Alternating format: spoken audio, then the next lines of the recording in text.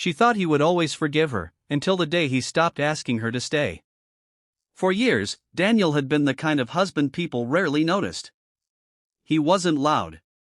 He didn't demand attention.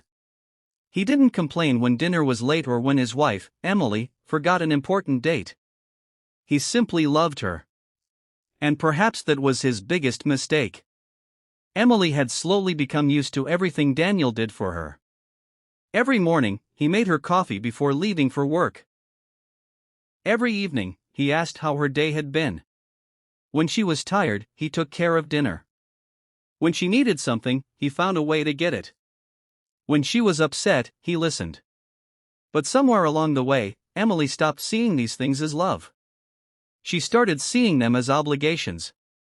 One Friday evening, Daniel came home carrying a small bouquet of flowers. Emily was sitting on the couch, scrolling through her phone. "Hey," Daniel said softly. "I got these for you." She looked at the flowers for barely 2 seconds. "Why?"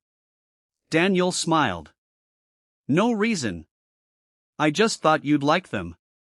Emily sighed. "You know I don't really care about flowers." Daniel's smile disappeared slightly. "Oh. Sorry." He placed them on the kitchen counter. That night, they ate dinner in silence. Daniel had spent almost an hour preparing Emily's favorite meal. She'd barely touched it. "You know," she said suddenly, "you don't have to keep trying so hard." Daniel looked at her. "What do you mean?" "I mean everything. The flowers. The dinners. Asking me how my day was every 5 minutes. I just care about you." "I know." She rolled her eyes. "But sometimes it feels like you're trying too hard to be the perfect husband." Daniel looked down at his plate. Maybe she was right. Maybe love had made him too available. Still, he didn't stop. Months passed. Daniel worked hard, saved money, and quietly supported Emily's dreams. When she wanted to take a photography course, he encouraged her. When she complained about being unhappy at work, he told her she deserved something better. When she wanted to travel with friends, he never stopped her. He trusted her. He believed that kindness would always be recognized eventually. But Emily became more distant. She spent more time with her friends. She came home later. She stopped asking Daniel about his day. And when he tried to talk about their relationship, she always said the same thing. "Why are you making everything such a big deal?" One evening, Daniel finally asked her, "Are you happy with me?" Emily looked surprised. "Of course. Then why do I feel like I'm alone in this marriage?" She became irritated. "Daniel, you're too sensitive." He nodded. "I understand." But he didn't. That night, Daniel sat alone in the kitchen after Emily went to bed. He stared at the flowers he'd bought her earlier that week. They had already dried. He realized something painful. He wasn't angry because Emily didn't appreciate the flowers. He was hurt because she didn't appreciate him. Still, he stayed. He hoped things would change. Then came the night that changed everything. Emily came home after midnight. Daniel was sitting in the living room. "Where were you?" he asked. "With friends." "You could have called." "I forgot." Daniel took a deep breath. "I've been worried." Emily dropped her bag on the chair. "You always worry too much." Daniel looked at her for a long moment. Then he quietly said, "I don't think you realize how tired I am." Emily laughed. "Tired of what?" "Of feeling unwanted in my own marriage." She crossed her arms. "If you're so unhappy, maybe you should leave." The room became completely silent. Daniel stared at her. She didn't take the words back. Instead, she walked upstairs. Daniel remained downstairs for almost an hour.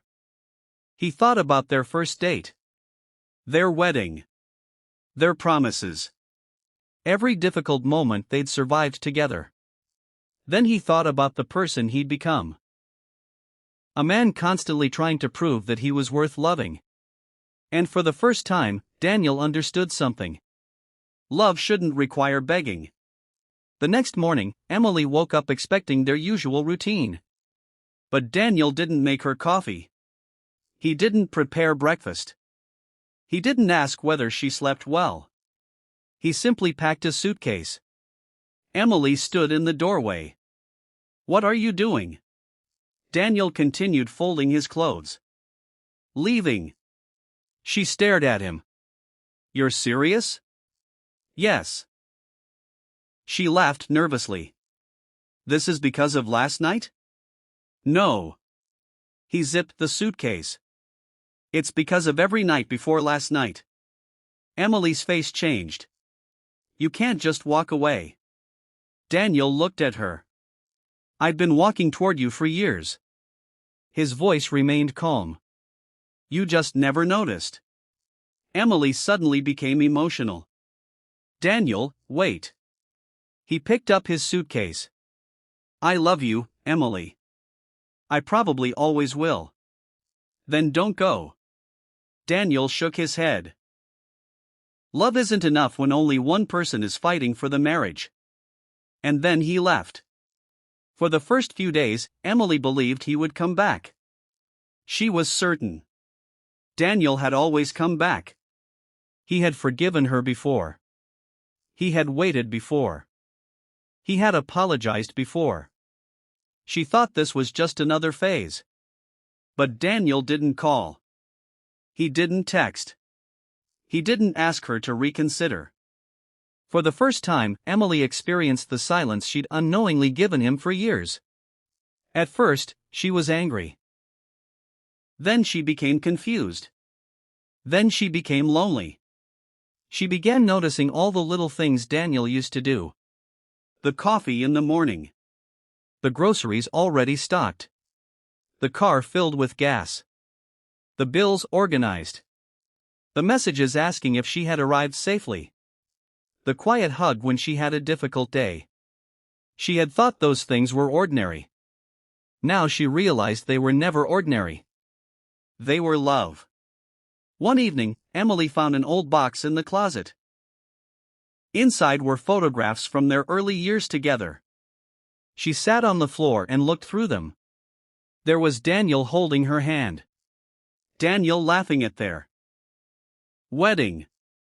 Daniel standing beside her during a difficult time. She suddenly started crying. She whispered, "What did I do?" 3 weeks after Daniel left, Emily finally found the courage to call him. He answered. Neither spoke for several seconds. "I miss you," she said.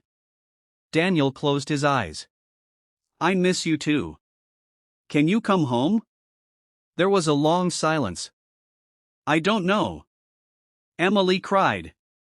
"I didn't understand what I had." Daniel's voice was gentle. "I know. I took you for granted." "I know. Can you forgive me?" Daniel didn't answer immediately. "Forgiveness isn't the hard part, Emily." "Then what is?"